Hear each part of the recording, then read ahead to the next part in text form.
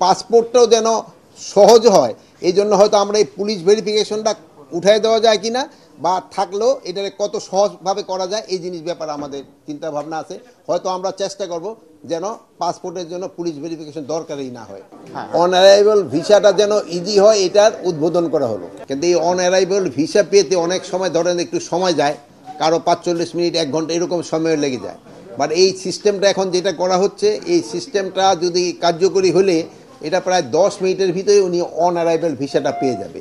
এই জন্য on arrival এই ভিসাটা পাওয়ার জন্য ওনার কাজ হবে যে আমাদের অনলাইনে তারা যে তাদের ইনফরমেশনটা দিয়ে দিলে যে আমাদের এখান থেকেই তার কাগজপত্র সব ঠিক পেলে বলে দিবে, ওই একটা কোডও দিয়ে দিবে।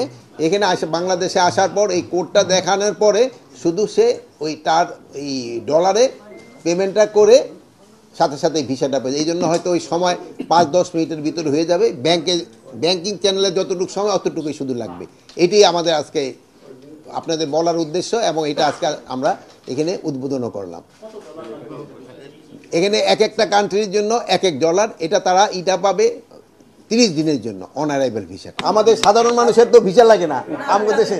অন অ্যারাইভাল ভিসা যেই সব দেশের সাথে আমাদের চুক্তি আছে তাদের জন্য, আর যেই দেশের জন্য আমাদের এই চুক্তিটা নাই ওইটা তো আমাকে স্বরাষ্ট্র মন্ত্রণালয় থেকে একটা অনুমতি নিতে হয়। আগে ধরেন যে কারো 40 মিনিট লাগতো, 50 মিনিট লাগতো, 1 ঘন্টা ঊর্ধ্বে 1 ঘন্টা লাগতো।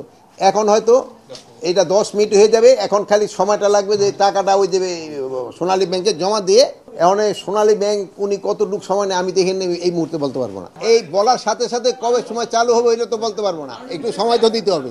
এইটার অবস্থানটা হলো, এটা তো একটা প্রস্তাব তাদের দিছে, আমরা সবাই বসবো, বসার পরে যে আমাদের ডিসিশন এটা জানাবো। বাট আমরা তো এই যে তাদের এই ইনকোয়ারিটা আমরা তো সবাই তো স্বাগতম জানিয়েছি। এটা আমরা তো এটা সবাই আমাকে সরকারের পক্ষ থেকে তো তাদের এটা ওয়েলকাম করা হয়েছে, এটা তারা একটা ভালো কাজ করছে। তারপরে আমরা বসে আমরা একটা ডিসিশন নিব।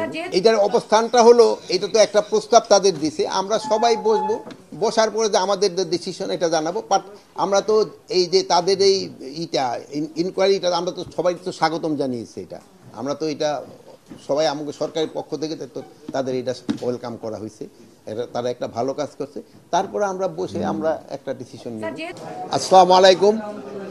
আজকে আমরা সবাই এখানে একত্রিত হয়েছি এক জন্য,